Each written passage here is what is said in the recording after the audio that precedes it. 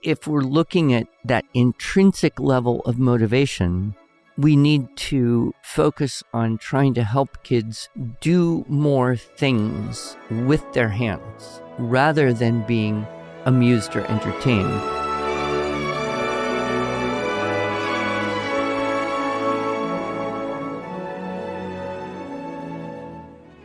Hello, and welcome to the Arts of Language podcast with Andrew Pudewa, founder of the Institute for Excellence in Writing, or as many like to say, IEW. My name is Julie Walker, and I'm honored to serve Andrew and IEW as the Chief Marketing Officer. Our goal is to equip teachers and teaching parents with methods and materials which will aid them in training their students to become confident and competent communicators and thinkers.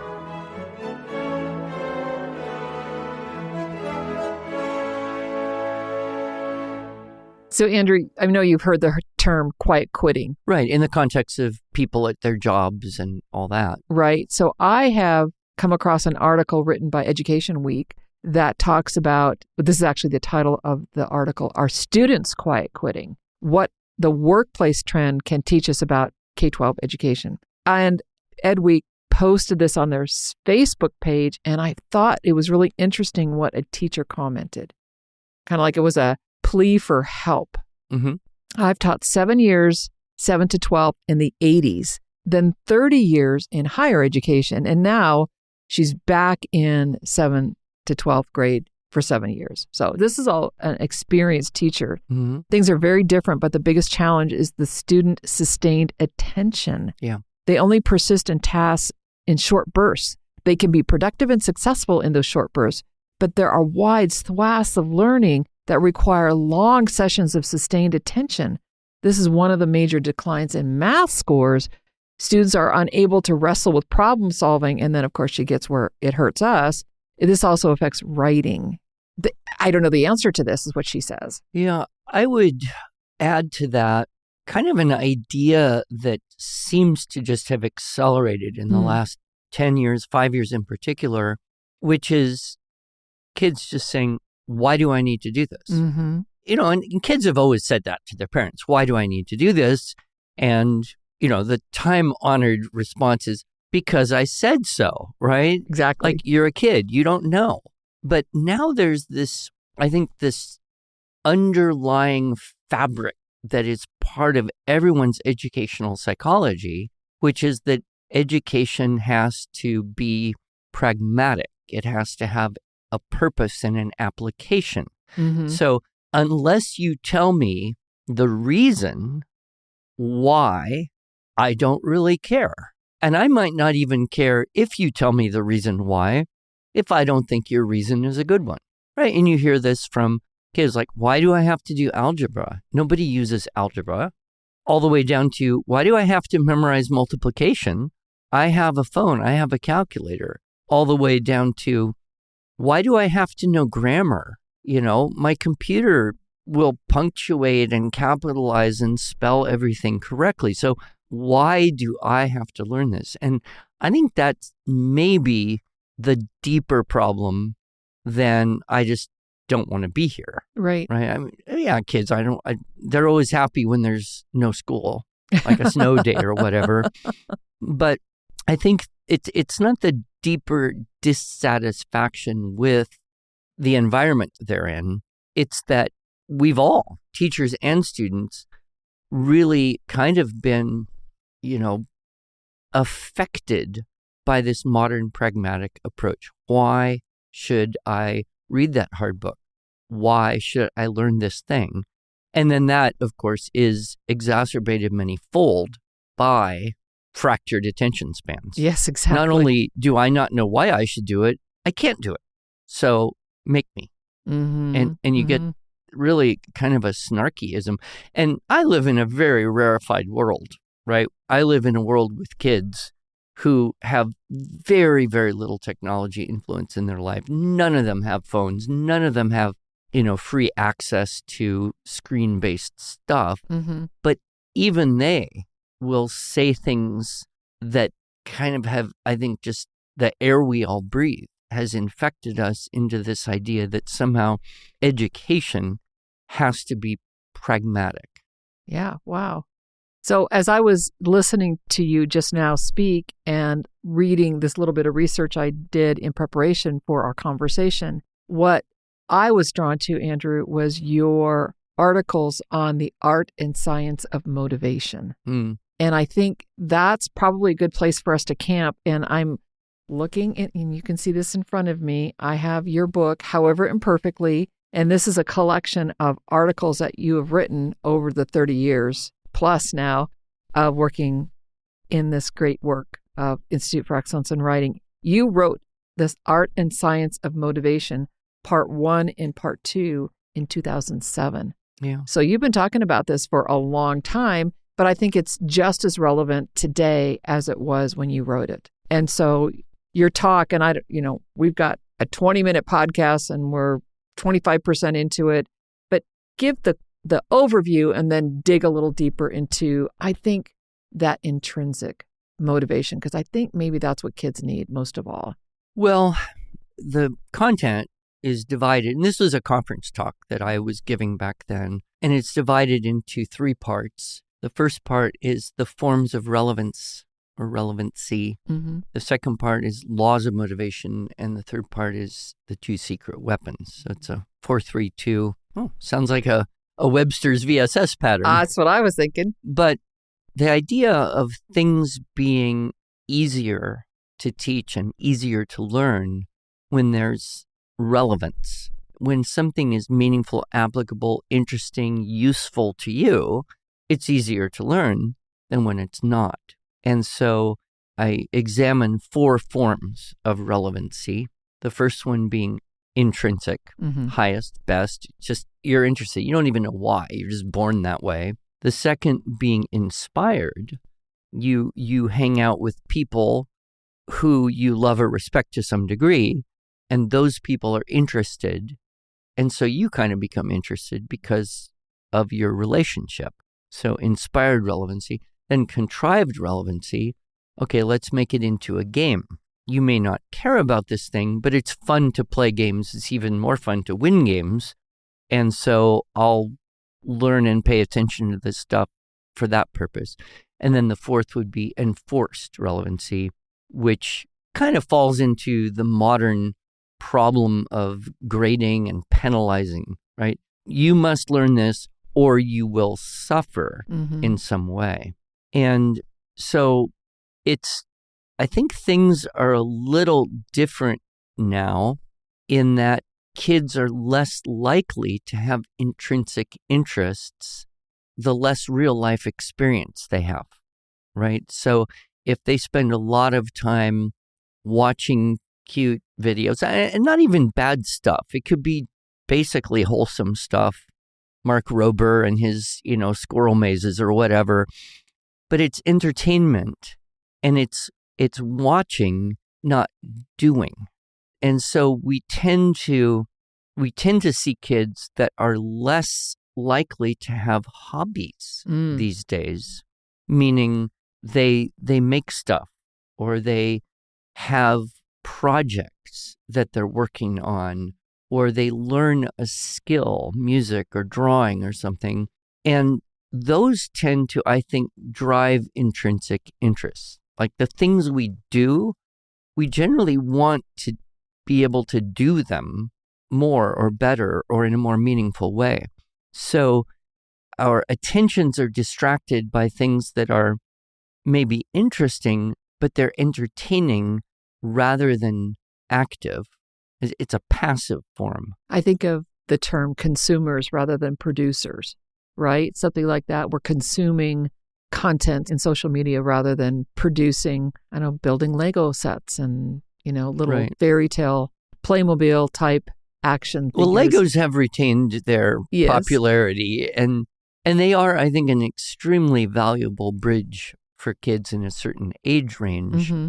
If they grow up playing with Legos or blocks, they get that satisfaction out of having made something. They also get to experience the idea of following a plan, making the thing, and then taking it apart and putting it back together but in a slightly different way. Mm-hmm. And so there's a creative element, Mm-hmm. the combination and permutation of existing experiences and ideas. And, I see that skill of having something to do, having a model or a form or a plan or a diagram or a structure to follow, and doing that until it's easy, and then combining the experiences you've had in new ways. That really is the experience of creativity so many kids have. And it happens with Legos, happens with art, happens with music, happens with writing. Yes. And so I think if we're looking at that intrinsic level of motivation, we need to focus on trying to help kids do more things with their hands, engaging their imagination rather than being amused or entertained. Even though I will admit some of the things that kids can watch on YouTube are very entertaining and interesting. Sure. So keeping a better balance there. With teachers in schools, that's hard because they don't have that level of influence over their home life. And so the teachers can try to help the parents realize that every minute a kid is watching a screen, he's not making something with his hands. He's not making music. He's not drawing pictures. He's not creating language. He's not exercising memory. He's not doing all these very distinctly human things. And to me, that's one of the biggest reasons why parents should fight the hard fight of not letting screens become babysitters. And the earlier you start the screen as babysitter phenomenon, the harder it will be, especially when it really matters the most. I think when kids hit 10, 11, 12, 13, Mm-hmm. and they're coming into adolescence, that's when they really need a hobby, a thing that they do, or several things that they do that they can have that experience of getting better at. Because that's the second part of the motivation is kids like to do what they can do. They want to do what they think they can do, and they hate and will refuse to do that which they cannot do, right? So to get kids to do something and get kind of good at it, that's when they say, oh, I could do the next hardest little aspect of this, and whether it's mastering a piece of music and saying, that was cool. I bet I could play this thing that's even a little bit harder. And I know how to work on a hard thing. Or maybe it's a woodworking thing. I have a grandson who's very into woodworking. And he knows what he can do. And then he'll try something new. And it doesn't always work the way he thinks it will, but he learns something from it. Mm-hmm. But it's that knowing what he can do and then stretching himself on that. And you see this with art, with writing. You see it with kids in drama, Mm-hmm. right? They get a little part in a play, and then what happens? They want a bigger part in the next play. Of course, yes. So real experiences, I think, are the key to helping kids be motivated. And to the degree that teachers can create that kind of opportunity in a classroom, Yep. it's a little harder because you don't have quite the time and the space and the freedom to do that. But to the degree that you can, you will see kids more engaged than if it's all just here, you have to do this, and their immediate reaction is, why? And then you end up spending time saying stupid things like, because learning algebra will help you think better later in life. They don't believe that. Right. There's something to be said. I'm thinking of the contrived now. The game form. The game. The contrived relevance. Contrived relevancy, right. Could writing contests or these type of activities where they're put in some type of competition help with this dear sweet teacher who is just really struggling with getting her students to wrestle with problem solving? I think a lot of times it can. Not all students are going to respond positively. If they think they're not good at something, they won't want to enter a contest. If they think they're half decent at it, you might be able to convince them this is worth the effort. Or you can just say, you all have to do this assignment and we're going to put these into the contest. So you might as well do the best you can. There'll be ways around, but I do think competition will, for many, if not maybe a majority of kids, unlock a level of engagement that otherwise might not be. Right. I'm thinking of our writing system, and of course it is, as you say, a technical approach to teaching writing. And what we are doing is helping the students that are those reluctant writers or those disorganized writers or even those really talented writers become more organized, doing it step by step. So they go, oh, that was easy. I can do that. And then they like to do what they can do. And so they want to do more of it. And so they want to do what they think they can do. Yeah. And I wonder, is this quiet quitting sneaking into even our writing system? Are we going to have teachers that come back to us and say, my students are lacking the attention to be able to do this writing assignment? Yeah, absolutely.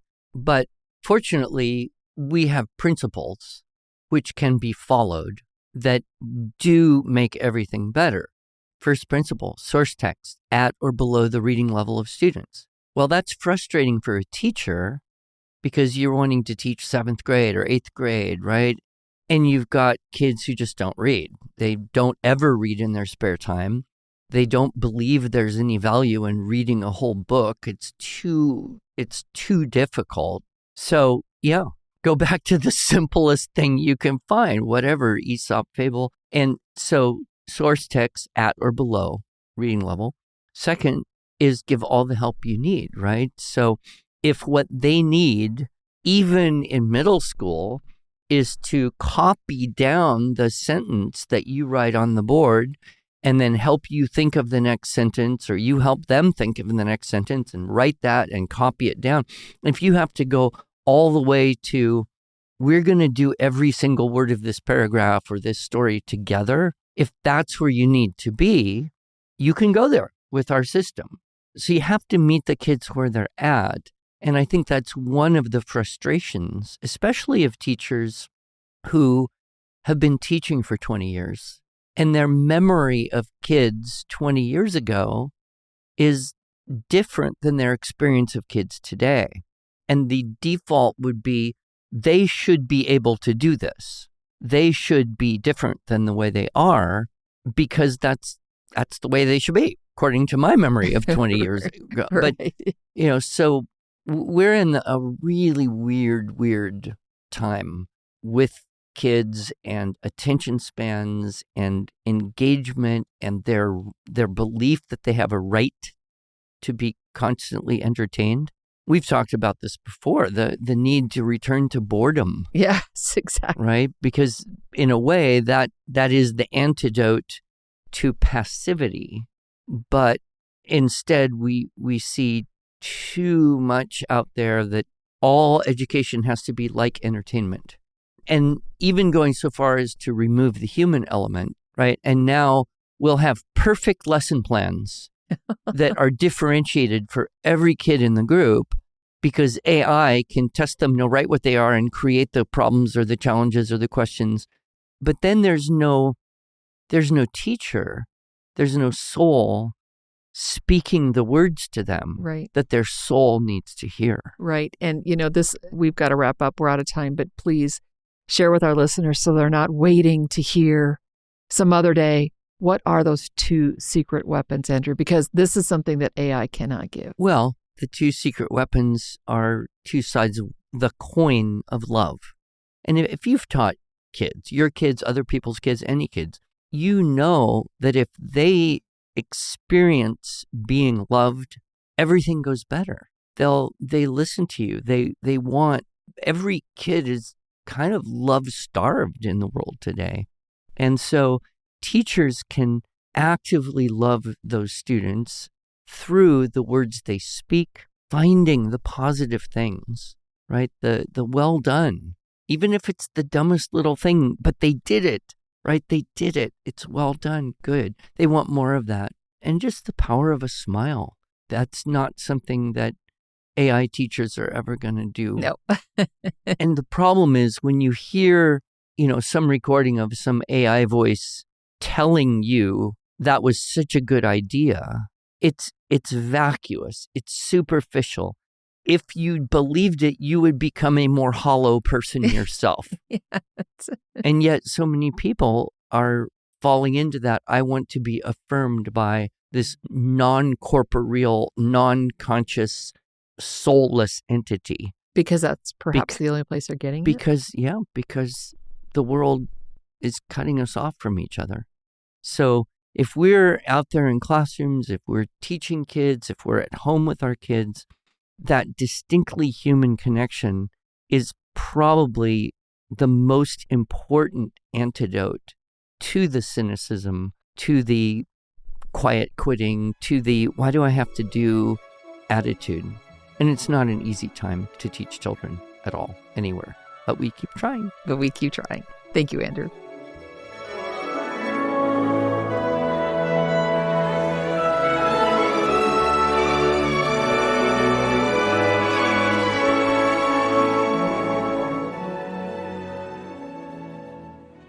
Thanks so much for joining us.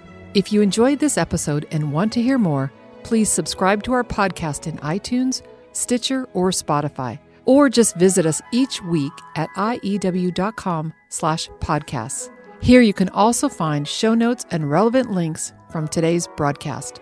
One last thing, would you mind going to iTunes to rate and review our podcast? This really helps other smart, caring listeners like you find us. Thanks so much.